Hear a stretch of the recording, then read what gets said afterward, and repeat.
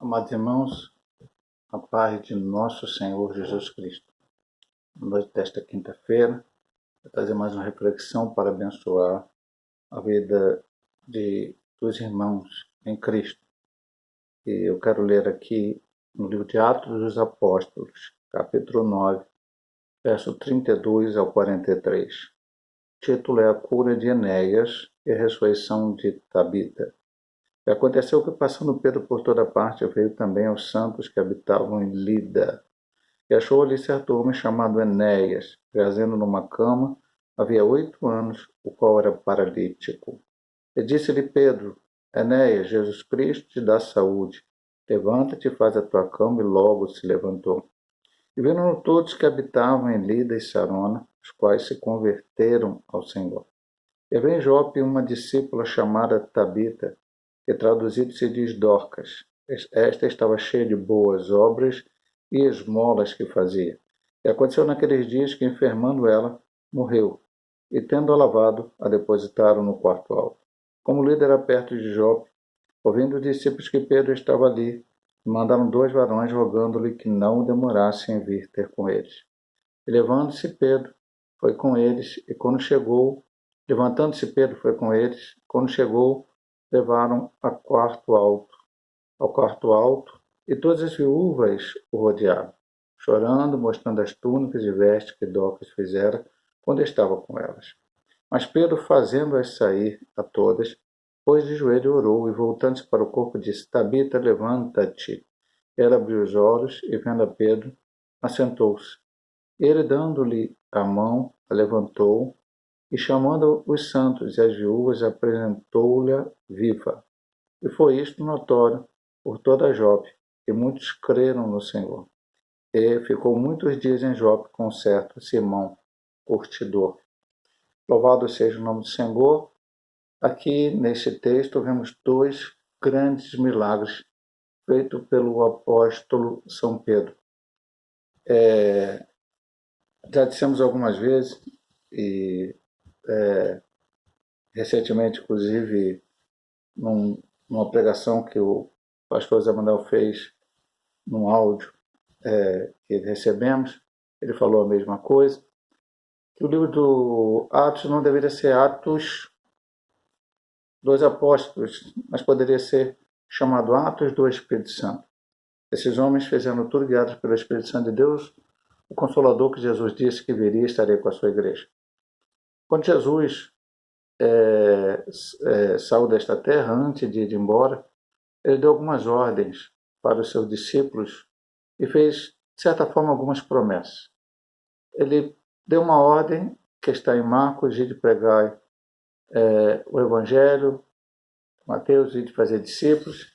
E ele disse também: esses sinais seguirão os que creem. Ele disse lá: em meu nome expulsarão demônios, curarão agentes, uma série de coisas que aconteceriam. E por que era importante, ou são importantes, não eram, são importantes hoje esses sinais? Porque o Senhor continua hoje operando seu milagre, curando, libertando, salvando, transformando a vida do homem.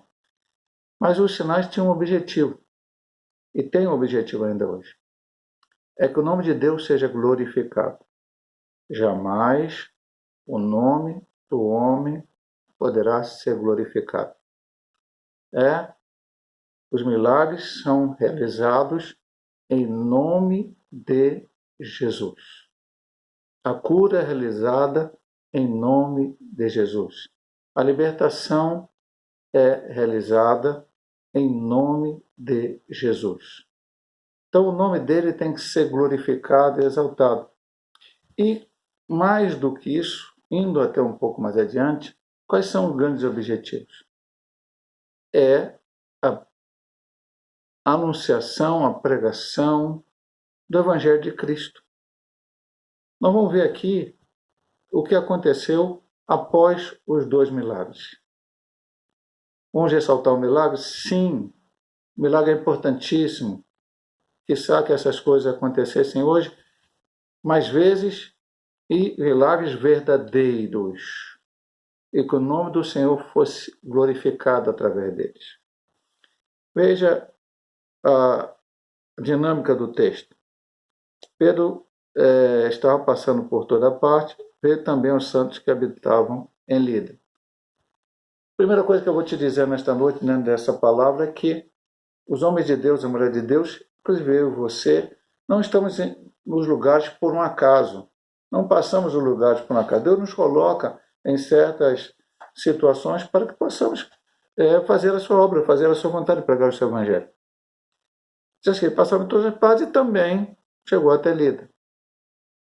Me lembro um pouco de Paulo, lá no capítulo adiante, se não me engano, capítulo 16 de Atos, que ele pretendeu pregar a palavra em algum lugar, o Espírito falou que não, pretendeu ir para outro, o Espírito disse que não, mas depois apareceu um varão e disse, passa a Macedônia e ajuda, e ali ele pregou e Lídia aceitou a Cristo como Salvador, ele libertou aquela jovem que adivinhava, e depois pregou para o carcereiro, foi salvo e batizado toda a casa do carcereiro. Ele pretendia ir para outro lugar, mas o Espírito levou a aquele determinado lugar que era Macedônia. Aqui Pedro chegou até Lida. E chegando ali, ele achou um homem chamado Enéas. 8 anos, ele estava paralítico em uma cama. Veja bem, amado irmão, se hoje já teria dificuldade um paralítico, imagina naqueles dias. Hoje um paralítico ainda talvez tenha uma ajuda de uma cadeira de rodas, tem uma ajuda de uma outra forma, pode ficar internado no hospital de melhor qualidade se for o caso, ajuda de outras pessoas, até instituições, se não tiver família, que possam ajudar. Agora imagina naqueles dias, um paralítico, está entrevado numa cama, sem ter uma medicina avançada, às vezes até mendigando, como muitos deles faziam. Mas Pedro chega ali e acha esse homem 8 anos paralítico. Ele não nasceu paralítico, mas ficou paralítico por algum motivo. E disse-lhe, Enéas, Jesus Cristo te dá saúde. Levanta-te, faz a tua cama, e logo se levantou. A mesma dinâmica dos milagres de Cristo, quando ele estava aqui nessa terra, Pedro também utilizou. E o milagre aconteceu. E o milagre é uma questão de fé. Fé de quem está orando para que o milagre aconteça, quem está falando em nome de Jesus, e também de quem está ali para receber a cura. Recentemente pregamos, até falando sobre a divindade de Cristo, sobre aquele paralítico que desceram ele por dentro de um telhado para chegar até onde Jesus estava. Jesus, vendo a fé deles, então disse, perdoaste não teus pecados e tal, e depois Paulo, levanta-te e arruma tua cama e anda, né? Foi a mesma coisa com Enéas. E aí o que aconteceu? E viram-lhe todos que habitavam em Lida e Sarona, os quais se converteram ao Senhor. Então esta é a dinâmica do milagre. O milagre não é para glorificar o nome do homem, não é para glorificar o nome de uma instituição, de uma denominação, não é para dizer que eu sou mais santo que o outro se eu oro e alguém fica curado. Já disse várias vezes na igreja ao qual pastoreio, se um dia, espero que isso aconteça, não só comigo, mas com outros pastores, com outros homens de Deus, mulheres de Deus, enfim, mas se um dia adentrar alguém paralítico, cego, qualquer doença dessas muito difíceis, né? E nós ali, no caso eu, colocar a mão na cabeça daquela pessoa ou de alguma outra forma, orar por ela e aquela pessoa ser curada da sua enfermidade, eu não curei ninguém. Quem curou foi Jesus. Eu fui só usado por Deus para que aquela pessoa fosse curada, como Pedro aqui foi usado por Deus para que aquela pessoa fosse curada. Os discípulos, e Jesus tinha ensinado isso um pouco antes aos discípulos, quando eles estavam ainda vivos, estava com eles. Certa vez ele separou 70 e mandou ir pregar a palavra. Pedro estava no meio deles, pregaram, voltaram, Senhor, expulsamos demônio, curamos pessoas, estão alegres, muito alegres. Jesus falou, não fica alegre por causa disso, fica alegre porque o teu nome está escrito no livro da vida, porque tu és salvo e remido lavado no sangue do Cordeiro. Os milagres seguirão aqueles que crerem. Você crê, o milagre acontece, mas o nome a ser glorificado é o de Jesus. E o efeito, as pessoas aceitaram a Cristo. O milagre verdadeiro leva pessoas a entender o poder que Deus tem e entender que Ele verdadeiramente é o Salvador da humanidade. E vai seguir. Aí o pessoal havia em Jope, uma outra cidade perto, uma discípula chamada Tabita, que é traduzido seu nome diz Dorcas. E ela estava cheia de boas obras, era uma boa pessoa que fazia boas coisas. Isso é importante, meu marido. Pastor, é bom ter boas obras? Não, boas obras não vai levar para o céu. Não é para as boas obras que você faz. Mas é bom poder ajudar os outros, cooperar nesse momento do Covid aí, quando estão aí colaborando, levando cesta básica para pessoas, ou outras coisas quaisquer, que fazem que pessoas mais carentes, mais vulneráveis, recebam a bênção do Senhor. Então, ela, a mulher, e aconteceu, ela enfermou e morreu.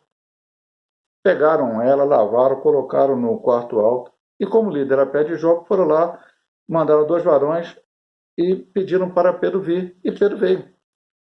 Foi com eles, versículo 39.